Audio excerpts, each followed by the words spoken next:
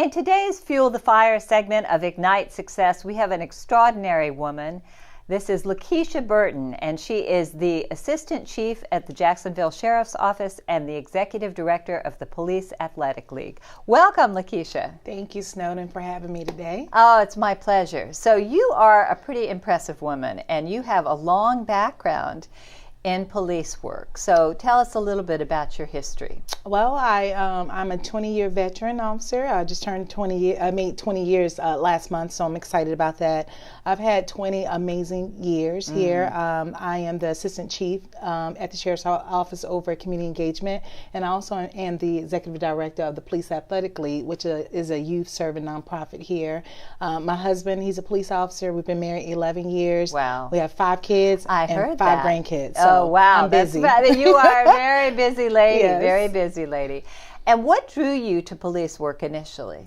I think a number of things. I grew up in Miami in a time where drugs were really heavy, and my grandfather at the time, he owned many businesses that were kind of overtaken by the drug dealers. But then also I had an incident when I was younger where I was abused. So as a result of that, I wanted to advocate for victims. So I thought, what better way to do that than to be a police officer?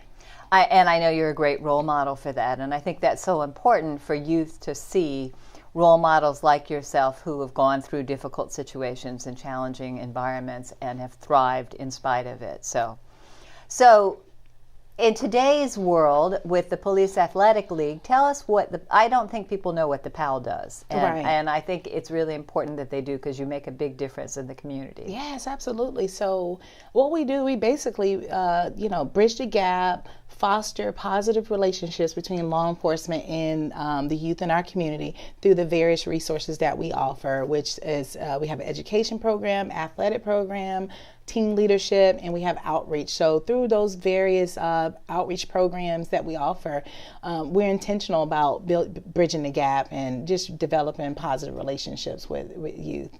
So that each one of those programs brings police officers and youth together, is that right? Absolutely. So, and with our outreach program, I realized that at some point the buildings they get at capacity, but the mission shouldn't stop. So we go outside our walls and we take PAL in communities all over the city. I think that it's important for us to really go where the need is and meet people where they are. So we've been doing that over the last 4 years, and we've reached more, thousands of kids additional. So. Oh, that's wonderful.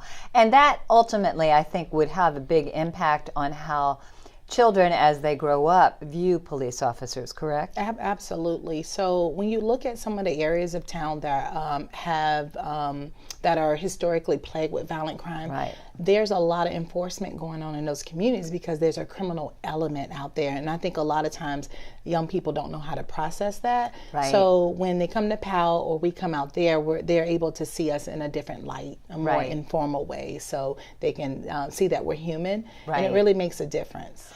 Right, because you're approachable, you're real, you're vulnerable, and then they can relate to you. So they're much less likely to do harm or have negative opinions. So that makes a big difference. So what's it like for women to be police officers? What's your experience been with that? My experience, I can tell you, policing for women have come a long way. 20 years. It must have been really tough when you broke into it. It was, but there have been women that have paved the way. The mindset about women being in leadership roles have changed. It wasn't until 1980, I think, we had our first female police female chief, and in 1994 we had our first Black female police chief. So that was inspiring for me. I saw that she could do it, and I thought, well, maybe I can do it. So that encouraged me to kind of go up the ranks. And right now I am the only one of 4 African American female police chiefs ever in the history of our agency. So I'm excited to see women. That's so exciting. Congratulations. Thank you. That's really wonderful. So in today's world, do you think it's easier for women policing? I think it's easier, yes. Yes, absolutely. It's more accepted. It's more accepted, and quite frankly, we have the skill set to do it. You right, know? Right. And in this line of work, you have to have more than the skill set, but you have to have the heart and the passion to do this job every day. So, and I think that's something people don't think about, but empathy is a really important aspect of being a good police officer, right? I totally agree. And so women's emotional intelligence pays off for that in a big way. Yes, and research even says that. So, yes. Absolutely. So you're known as the selfie cop. So what's that all about? Oh, the selfie queen, yes. So I love that. So when I took over PAL 4 years ago, we were, you're always trying to come up with innovative ways to raise money. Right. So, and I'm very competitive. So they were like, Ellen DeGeneres, she takes a lot of selfies. I said, well, she can't take more than me, right?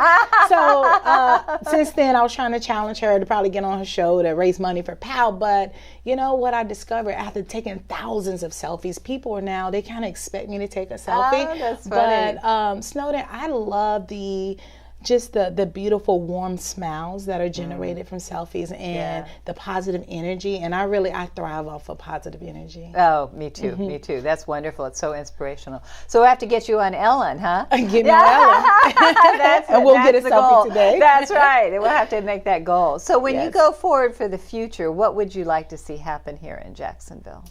I would like to see a paradigm shift in terms of services for our youth. Right now, over 20 years, things have gotten worse, and I was telling my husband today, just looking at the news a lot of time, all the violent crime, sometimes I get discouraged because that's what I do every day. We are working, looking for ways to connect with kids, get in the communities and help them, but it's just, just really see things change for kids in our community. Wonderful. Well, thank you so much for all you do and for being here today. Thank you so much.